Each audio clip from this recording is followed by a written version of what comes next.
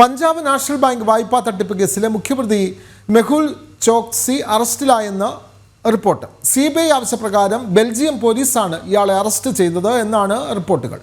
വിവരങ്ങളുമായി ഐസൺ ജോസ് ചേരുന്നു. ഐസൺ, കൂടുതൽ വിവരങ്ങൾ.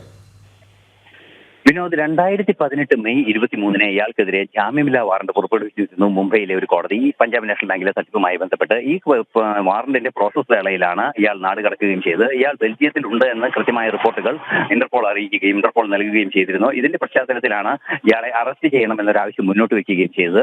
ഇത്തരത്തിൽ CBIയുടെ ആവശ്യത്തിന്റെ അടിസ്ഥാനത്തിലാണ് ഇയാൾ ബെൽജിയത്തിൽ അറസ്റ്റിലായത് എന്നാണ് ഇപ്പോൾ നമുക്ക് മനസ്സിലാക്കാൻ സാധിക്കുന്നത്. അധികം വൈകാതെ ഇയാളെ നാട്ടിലെത്തിക്കും. നേരത്തെ നമ്മൾ തഹാവൂർ റാണെ എത്തിച്ചതായി സമാനമായ രീതിയിൽ തന്നെ ഇയാളെ നാട്ടിലെത്തിക്കുമെന്നാണ് അറിയാൻ സാധിക്കുന്നത്. നിലവിലെ സാഹചര്യത്തിൽ അടിയന്തരമായി ഇയാളെ നാട്ടിലെത്തിക്കുന്നതിനുള്ള ശ്രമങ്ങൾ CBI ആരംഭിച്ചിട്ടുണ്ട് എന്നാണ് അറിയാനും സാധിക്കുന്നത്.